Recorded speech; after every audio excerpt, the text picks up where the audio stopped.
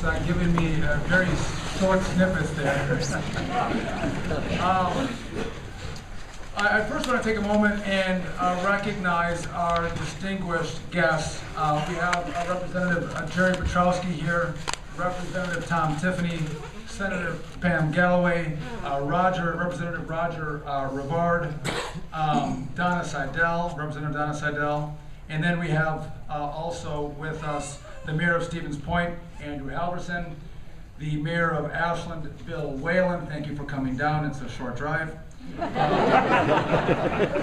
UWMC Dean Keith Montgomery, thank you for hosting us today and letting us come in. We appreciate that. Thank you so much.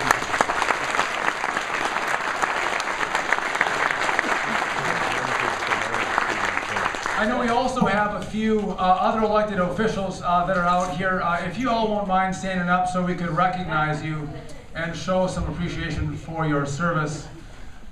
Just takes the first one to stand if we have anyone out there. Anyway, wonderful.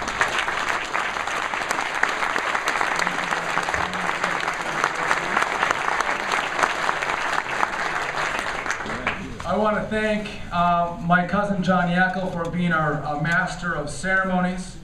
The VFW Post 388, thank you for the color presentation. And then those from the Somerset, no, it's not the Somerset Council of Boy Scouts of America from the Rib Mountain District, thank you all for reciting the pledge. And then Dylan, where Dylan Hartwig is, thank you for the great rendition of the Star Spangled Banner. We appreciate that. And Father Fratelli, thank you for that beautiful prayer. That was fantastic. I appreciate you being here. I hope I haven't missed anybody. If I did, I apologize.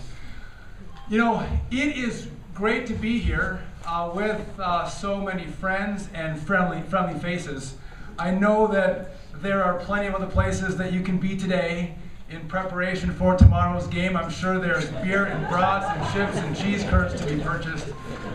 But that you're here with us at this event, I am absolutely grateful.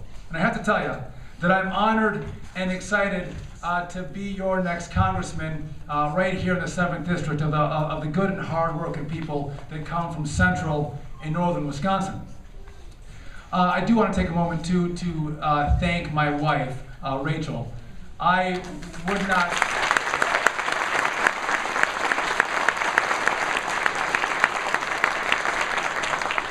would not be here without her. She is my best friend, my greatest supporter. She is a fantastic mother of our 6 children, and she has held our family together for a pretty rough 18 months. So thank you for that, honey.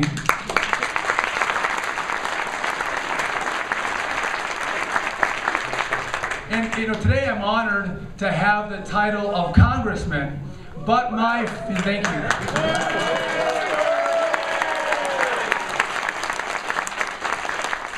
But my favorite title is that of Dad. And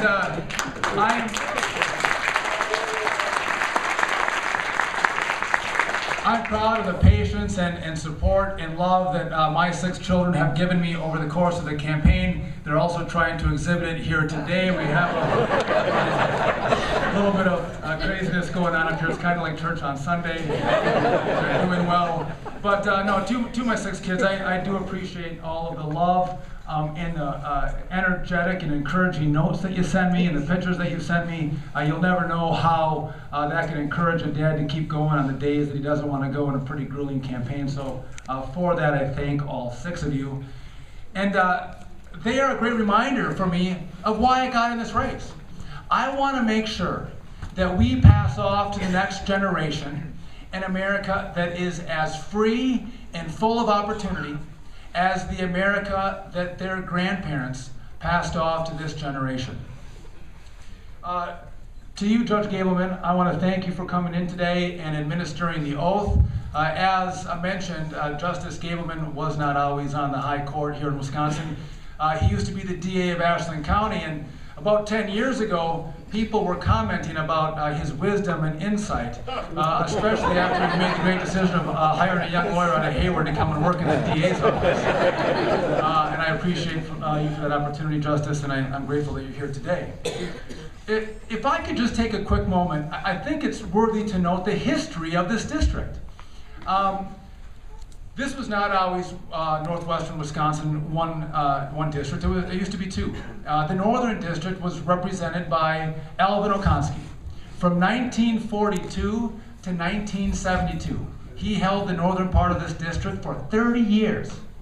And then the southern part of this district, from 1952 to 1969, was held by the great Mel Laird from Marshfield. I gotta tell you, I've had a chance to speak with Mel Laird over the past couple months, and he has been wonderful in offering encouragement and advice as I've gone through this process. He left his role here in central Wisconsin and became the Secretary of Defense under Richard Nixon, and he truly is one of America's great statesmen, and we are honored to have him from the central part of this great state. And then after those two, we've had Congressman David Obey for over 40 years. So to note, for well over half a century, folks in central and northern Wisconsin have had two representatives. And I am honored to now be the third to represent the fine people of this district. I want to be clear. Today belongs to you. And that's because I don't own this congressional seat. The people possess this congressional seat. This congressional seat is your congressional seat. And I got to tell you, as I go through my service here, I will never forget that it is your seat and not mine. And it is a humbling privilege for a guy from Hayward, Wisconsin, a descendant of lumberjacks up in the Northwoods, to now stand with all of you, my fellow citizens, and be your next representative in the U.S. House in Washington, D.C. If you look back on November 2nd, the American people, they spoke with a very clear voice. And they said the status quo is unacceptable. The reckless spending that has marked prior Congresses and administrations that has spanned both political parties, that reckless spending has to come to an end. And in this past November, those who were elected have emerged with a very clear mission. And that is a mission to restore responsibility to government and to start to make government live within its means. If we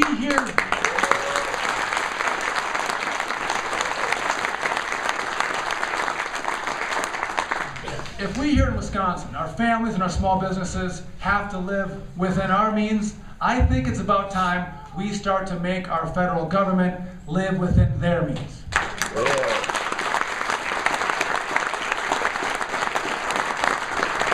And a side note, hopefully the state will too.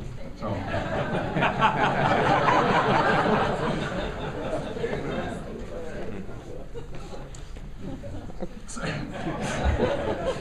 And so with this, my service here in the 7th takes on a very new challenge. And that's a challenge to be a voice of restraint and reform in a place that has known neither. Today, we begin the awesome task of turning the tide of this country, focusing on policies that will promote economic growth, job creation, and strengthening our families. I think we would all admit that these are serious times. China is on the rise.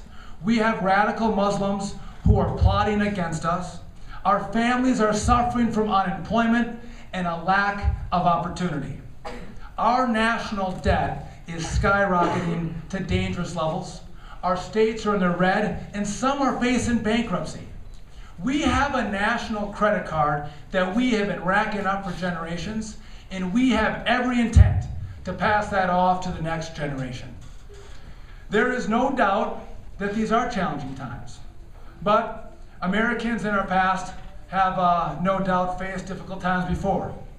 Whether it was the Revolutionary War or the Civil War, the Great Depression, the World Wars, or the Cold War, we have faced tough times in the past.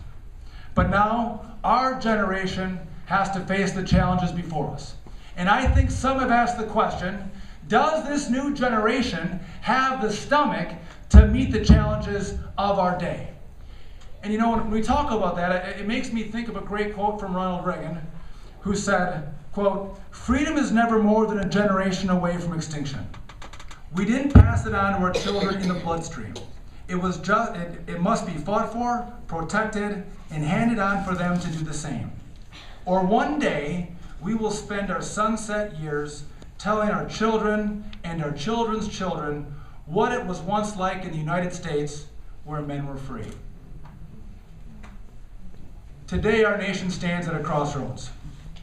The way we respond to this economic and debt crisis has very real implications on our future generations.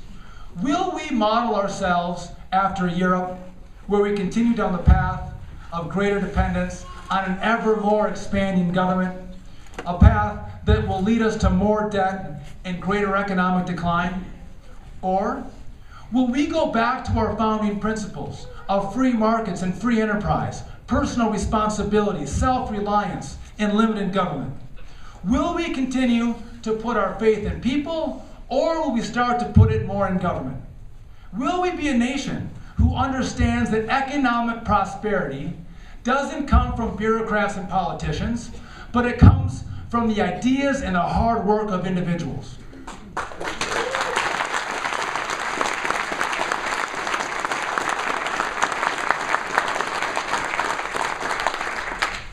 This is the battle of our generation. Those great Americans who came before us, those who fought and won the battles of their generation, they're watching us. Will we meet these challenges? Will we have the courage, the fortitude, the wisdom, and the perseverance to respond to this financial and debt crisis in a manner that will preserve our freedom and liberty and principles that they fought so hard to protect? I think they're praying that this great experiment in human freedom, this idea that we all call America, will not end with us. So let us begin the fight today. The entire nation followed the 7th District in this last election, and today I believe the 7th District can lead our nation in demonstrating the optimism and can-do spirit that has always been America's trademark. Together, let's pursue policies that will put our families back to work and ensure that the American dream will stay alive. I want to thank you all for coming out. God bless you all, and may God bless America. Thank you.